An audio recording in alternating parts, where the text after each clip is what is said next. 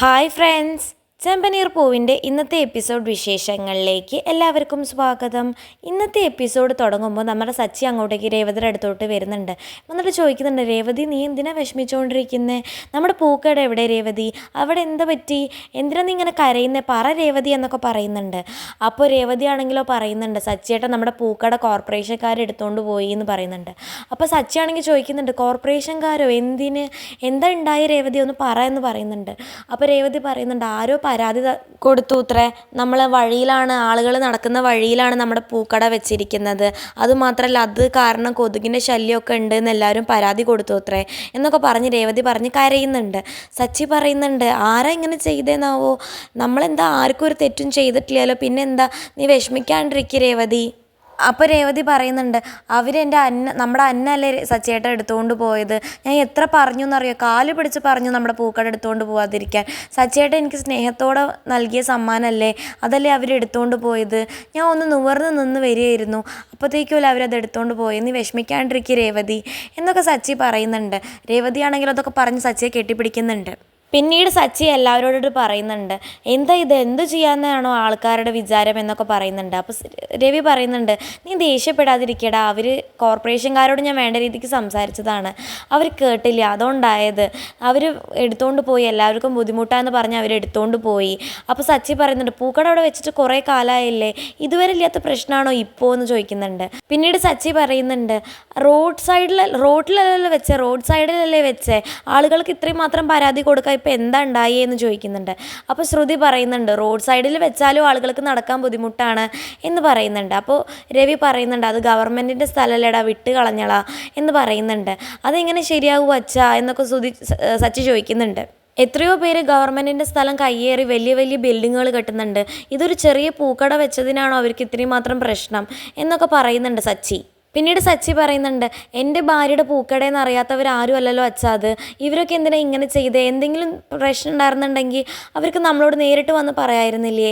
ഇതാരോ ഭീരുക്കളാണ് അച്ഛാ, അച്ഛൻ ചോദിച്ചില്ലേ ആരാ ഇത് കംപ്ലൈൻറ്റ് കൊടുത്തതെന്ന് അച്ഛൻ ചോദിച്ചില്ലേ എന്ന് ചോദിക്കുന്നുണ്ട് സച്ചി. അപ്പോൾ രവി പറയുന്നുണ്ട്, ഞാൻ ചോദിച്ചതാടാ, അവർ പറഞ്ഞില്ല, അയാൾ കുറേ ചോദിച്ചു, അയാൾ എന്നിട്ടോട്ട് പറയാനും പോണില്ല എന്ന് തോന്നുന്നു എന്ന് പറയുന്നുണ്ട്. ഇതൊക്കെ കേൾക്കുമ്പോഴാണെങ്കിലോ നമ്മുടെ ശ്രുതിക്കും ചന്ദ്രയ്ക്കും നല്ല സന്തോഷമാവുന്നുണ്ട്. എന്നിട്ട് സച്ചി പറയുന്നുണ്ട്, ഇതാരോ ഭീരുക്കളാണ് അച്ഛാ കൊടുത്തത്, നമ്മളോട് മുട്ടാൻ ധൈര്യമില്ലാത്തവരാണ് ഇങ്ങനെ ചെയ്തത്, എന്തായാലും അവർ എൻ്റെ കയ്യിൽ കിട്ടുമ്പോൾ അവരെ ഞാൻ എന്തായാലും കൊല്ലും എന്നൊക്കെ പറയുന്നുണ്ട്. അപ്പോൾ പിന്നെ എന്നിട്ട് സച്ചി പറയുന്നുണ്ട്, പൂക്കട വെച്ചതിൻ്റെ അടുത്തുള്ള വീട്ടുകാർ ഇഷ്ടക്കേടോടെ നോക്കുന്നത് ഞാൻ കണ്ടിട്ടുണ്ട് അച്ഛാ, അവരായിരിക്കും കംപ്ലൈൻറ്റ് കൊടുത്തിട്ടുണ്ടാവും, അയാളെ ഞാൻ ഇന്ന് ശരിയാക്കും എന്ന് പറഞ്ഞിട്ട് സച്ചി അയാളെ തല്ലാനൊക്കെ പോകുന്നുണ്ട്. അപ്പോൾ രവി ആണെങ്കിലും തടയുന്നുണ്ട്, സച്ചി അയാളെ കൊടുത്തെന്ന് നിനക്ക് അറിയോ, നീ എന്ത് ധൈര്യത്തിലാണ് തല്ലാൻ പോകുന്നത് എന്നൊക്കെ രവി ചോദിക്കുന്നുണ്ട്. അപ്പോൾ സച്ചി ആണെങ്കിലും ഒന്നും മിണ്ടാതെ നിൽക്കുന്നുണ്ട്. പിന്നീട് സച്ചി പറയുന്നുണ്ട്, അച്ഛൻ നമുക്ക് ആരാ കേസ് കൊടുത്തതെന്ന് കണ്ടുപിടിക്കേണ്ട, അതിന് വേണ്ടിയിട്ടാണ് ഞാൻ ചെയ്യാൻ പോകുന്നതെന്ന് പറയുന്നുണ്ട്. അപ്പോൾ രവി പറയുന്നുണ്ട്, നീ എന്താ ഓരോ വീട്ടിലുകളിൽ ഡോറ് തട്ടിയിട്ട് നിങ്ങളാണോ കേസ് കൊടുത്തതെന്ന് ചോദിക്കാൻ പോവുകയാണോ എന്ന് ചോദിക്കുന്നുണ്ട് രവി. അപ്പോഴാണെങ്കിലോ സച്ചി ഒന്നും മിണ്ടാതെ നിൽക്കുന്നുണ്ട്. പിന്നീട് രവി പറയുന്നുണ്ട്, എടാ, ഒരു പെണ്ണ് അധ്വാനിച്ച് നിൽക്കുന്നത് ഇഷ്ടപ്പെടാത്ത ആരോ ചെയ്തതാണ്, പോട്ടെ നീ വിട് എന്ന് പറയുന്നുണ്ട്. ഇത് കേട്ട ശ്രുതി പറയുന്നുണ്ട്, ഒരു കട തുടങ്ങുക എന്ന് പറഞ്ഞാൽ എന്താ ചെറിയ കാര്യം എന്നാണോ വിചാരം? അതിലെത്രയ്ക്ക് പ്രൊസീജിയേഴ്സ് ഉണ്ട് എന്നറിയോ? അതിൽ ഒഫീഷ്യലായിട്ട് കുറേ പ്രൊസീജിയേഴ്സ് ഉണ്ട്, നിങ്ങൾ അതൊന്നും ചെയ്യാത്തതുകൊണ്ടാണ് ഇപ്പം ഇങ്ങനെയൊക്കെ നടന്നതെന്ന് പറയുന്നുണ്ട്. അപ്പോൾ സച്ചി ആണെങ്കിലോ ശ്രുതിനെ ദേഷ്യത്തോടെ നോക്കുന്നുണ്ട്. പിന്നീട് ചന്ദ്ര പറയുന്നുണ്ട്, ഞാൻ അപ്പോഴേ പറഞ്ഞതാ റോഡിൻ്റെ മുന്നിൽ കടയൊന്നും നടത്തണ്ടെന്ന്, ഇപ്പോൾ കണ്ടില്ലേ എന്തായി, നാണം കെട്ടില്ലേ എന്ന് പറയുന്നുണ്ട്. അപ്പോൾ സച്ചി ആണെങ്കിലോ ശ്രുതിനെയും ചന്ദ്രനെയും ദേഷ്യത്തോടെ നോക്കുന്നുണ്ട്. പിന്നീട് സച്ചി പറയുന്നുണ്ട്, രേവതിയോട് ദേഷ്യമുള്ള ആരോ ആണ് ഇങ്ങനെ ചെയ്തത്, രേവതി ഒട്ടും നന്നാവുന്നത് ഇഷ്ടപ്പെടാത്തവരാരോ ആണ് ചെയ്തത്, അവൾ സ്വന്തം കാലിൽ നിന്ന് വരണത് ആർക്കും ദഹിച്ചില്ല, അതുകൊണ്ടാണ് ഇങ്ങനെയൊക്കെ ചെയ്തത് എന്നൊക്കെ അവരെ നോക്കി പറയുന്നുണ്ട്. രേവതി ആണെങ്കിലും ഇതൊക്കെ കേട്ട് ഉറക്കെ കരയുന്നുണ്ട്. അപ്പോൾ സച്ചി അവളെ പോയി കെട്ടിപ്പിടിക്കുന്നുണ്ട്. നീ എന്തിനാ വിഷമിക്കുന്ന രേവതി, അത് പോട്ടെ, പൂക്കട നമുക്ക് തിരിച്ചു പിടിക്കാം, ഫൈൻ അടച്ച് നമുക്ക് തിരികെ കൊണ്ടുവരാൻ പറ്റുമെന്ന് നോക്കാം എന്നൊക്കെ പറയുന്നുണ്ട്. അപ്പോൾ പിന്നെ സച്ചി പറയുന്നുണ്ട്, നമ്മൾ ജയിക്കുന്നതിൽ കണ്ണുകടിയുള്ളവർ അങ്ങനെയൊക്കെ ചെയ്ത രേവതി, അവരെന്തായാലും നമ്മൾ ഇപ്പോൾ ജയിച്ചു എന്ന് കരുതട്ടെ അവർ, പക്ഷേ അവസാനം നമ്മൾ തന്നെ ജയിക്കും, നീ വിഷമിക്കാണ്ടിരിക്കേ, ഫൈൻ അടയ്ക്കാൻ പറ്റുമെന്നൊക്കെ ഞാൻ നോക്കാം എന്ന് പറയുന്നുണ്ട്. അപ്പോൾ രേവതി പറയുന്നുണ്ട്, സച്ചേട്ട എനിക്ക് ഒരു അടയാളം ഉണ്ടാക്കാൻ വേണ്ടിയിട്ടല്ലേ ഞാൻ ഇങ്ങനെ ചെയ്തത്, എന്നിട്ട് നമ്മുടെ പൂക്കട എൻ്റെ കയ്യിൽ നിന്ന് പോയില്ലേ, എന്തിനാ നമ്മളോട് എല്ലാവരും ഇങ്ങനെ ചെയ്യുന്നത് എന്നൊക്കെ പറഞ്ഞ് രേവതി കരയുന്നുണ്ട്. അപ്പോൾ സച്ചി പറയുന്നുണ്ട്, നീ വിഷമിക്കാണ്ടിരിക്കുക രേവതി, അപ്പോൾ രേവതി പറയുന്നുണ്ട്, നമ്മൾ എത്രയൊക്കെ സ്വപ്നങ്ങൾ കണ്ടതാ സച്ചേട്ടാ ആ പൂക്കട കൊണ്ട്, ഒക്കെ നടക്കുമായിരുന്നു. പക്ഷെ അപ്പോഴത്തേക്കും എൻ്റെ കയ്യിൽ നിന്ന് പൂക്കട വിട്ടു പോയില്ലേ എന്നൊക്കെ പറഞ്ഞ് രേവതി കരയുന്നുണ്ട്. അപ്പോൾ സച്ചി പറയുന്നുണ്ട്, ഇതുകൊണ്ടെല്ലാം അവസാനിച്ചു എന്നാണോ രേവതി നീ വിചാരിക്കുന്നത്? ഒന്നും അവസാനിച്ചിട്ടില്ല. ഇപ്പം നമ്മുടെ ശത്രുക്കൾ ജയിച്ചിട്ടുണ്ടാവും, പക്ഷെ അവസാനം നമുക്ക് തന്നെ രേവതി ജയം. നീ വിഷമിക്കാണ്ടിരിക്കേ. തളർത്തിയിരുത്താൻ നോക്കുന്നവരെ നമ്മളൊരു പാഠം പഠിപ്പിക്കുന്നത് ചെയ്യുമെന്നൊക്കെ പറഞ്ഞിട്ട് ശ്രുതിനെയും ചന്ദ്രനെയും ഒക്കെ നോക്കുന്നുണ്ട്. എന്നിട്ട് ദേഷ്യത്തോട് നോക്കുന്നുണ്ട്. അപ്പോൾ ചന്ദ്രയാണെങ്കിലും എന്നിട്ട് ചോദിക്കുന്നുണ്ട്, നിന്റെ നോട്ടം കണ്ടതൊന്നുമില്ലടോ ഞാനാണ് ചെയ്തതെന്ന്. ഞാനൊന്നും അല്ല എന്ന് പറയുന്നുണ്ട്. അപ്പോൾ സച്ചി പറയുന്നുണ്ട്, ഞാനും അരി ആഹാരം തന്നെയാണ് കഴിക്കുന്നത്, കൃത്യമായിട്ടുള്ള തെളിവ് കിട്ടട്ടെ അപ്പോൾ കാണിച്ചു തരാം നിങ്ങൾക്ക് എന്നൊക്കെ പറയുന്നുണ്ട് സച്ചി. പിന്നീട് രേവതി വന്ന് ചോദിക്കുന്നുണ്ട്, സച്ചിയേട്ട നമ്മുടെ കട തിരിച്ച് കിട്ടുമോ സച്ചിയേട്ടാ എന്ന് ചോദിക്കുന്നുണ്ട്. അപ്പോൾ ഇത് കേട്ട് ശ്രുതി പറയുന്നുണ്ട്, കംപ്ലൈൻറ്റ് പോയ സ്ഥിതിക്ക് കട തിരിച്ച് കിട്ടാൻ പ്രയാസമാണ്. മാത്രമല്ല കിട്ടിയാൽ തന്നെ അവിടെ തന്നെ കട തുടങ്ങാൻ പറ്റുമോയെന്നൊന്നും അറിയില്ല എന്നൊക്കെ പറയുന്നുണ്ട്. അപ്പോൾ സച്ചി പറയുന്നുണ്ട്, നീയാണോടി തീരുമാനിക്കാൻ, നീ മിണ്ടാണ്ടിരുന്നോ എന്നൊക്കെ പറയുന്നുണ്ട്. എന്നിട്ട് പിന്നെ സച്ചി പറയുന്നുണ്ട്, ചെറിയ ബുദ്ധിയുള്ളവരൊന്നും അല്ല ഇത് ചെയ്തിരുന്നത്, ക്രിമിനൽ ബുദ്ധിയുള്ള ആരോ ആണ് ചെയ്തതെന്ന് ശ്രുതിയെ നോക്കി പറയുന്നുണ്ട് സച്ചി. എന്നിട്ട് രേവതി ആണെങ്കിലും ഇതൊക്കെ കേട്ട് കരയുന്നുണ്ട്.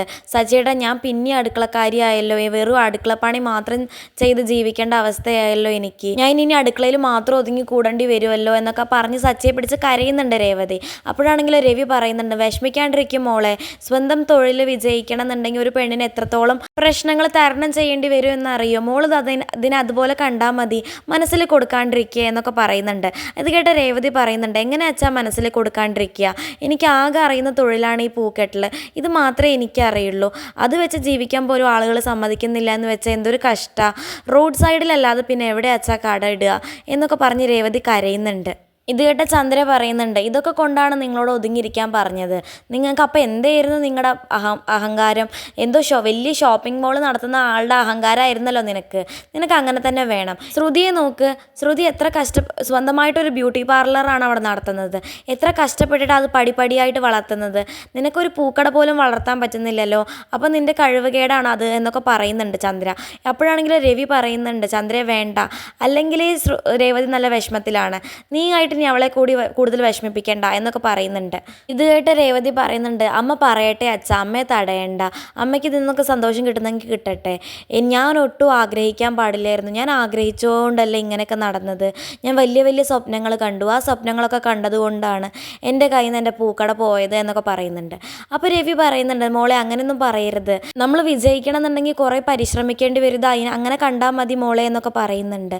അപ്പോൾ പിന്നെ രേവതി പറയുന്നുണ്ട് സച്ചിയുടെ അടുത്ത്, സച്ചേട്ടൻ കുറേ കഷ്ടപ്പെട്ടിട്ടല്ലേ എനിക്ക് പൂക്കട നടത്തി തന്നത്, എൻ്റെ ജോലിയും പോയി പൂക്കടയും പോയി, ഇനി ഞാൻ വെറും അടുക്കളക്കാരിയായിട്ട് ജീവിച്ചോളാം, അതായിരിക്കും എൻ്റെ വിധി, ദൈവത്തിന് അതായിരിക്കും ഇഷ്ടം എന്നൊക്കെ പറഞ്ഞ് കരയുന്നുണ്ട്.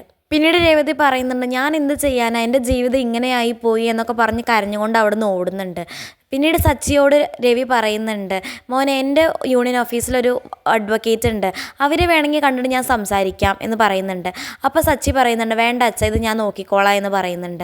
എന്നിട്ട് രവി പറയുന്നുണ്ട്, എന്നാൽ ചെല്ല, അവൾ രാവിലെ ഒന്നും കഴിക്കാതെ പോയതാണ്, അവളെ സമാധാനിപ്പിക്കുക, എന്നിട്ട് വല്ല ഭക്ഷണവും കൊടുക്കുക എന്ന് പറയുന്നുണ്ട്. സച്ചിയാണെങ്കിലും ശരി അച്ഛ എന്ന് പറഞ്ഞ് അവിടെ നിന്ന് പോകുന്നുണ്ട്.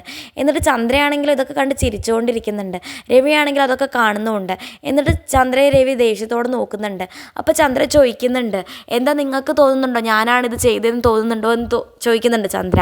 അപ്പോൾ രവി പറയുന്നുണ്ട്, ഞാൻ വിചാരിക്കാതിരിക്കുകയോ ചെയ്യുന്നില്ല, പക്ഷേ രേവതിയോടും സച്ചിയോടും ഇത്രയും ശത്രുത ഉള്ള ആരാന്ന് എനിക്കൊന്നും അറിയണം, നല്ല മനസ്സില്ലാത്ത ഒരാളാണ് അവരെ വേദനിപ്പിക്കുന്നത്, പക്ഷേ അവരുടെ വിചാരം അവർ ജയിച്ചു എന്നാണ്, അത് ഒരിക്കലും നടക്കില്ല, നല്ല മനസ്സുള്ളവരുടെ കൂടെ എപ്പോഴും ദൈവം നിൽക്കുള്ളൂ, സച്ചിയും രേവതി ഇനി ഉയരങ്ങളിലെത്തും എന്നൊക്കെ പറയുന്നുണ്ട്. അപ്പോൾ ചന്ദ്രയാണെങ്കിലോ എത്തട്ടെ എന്ന് നമുക്ക് കാണാം എന്നൊക്കെ പറയുന്നുണ്ട്.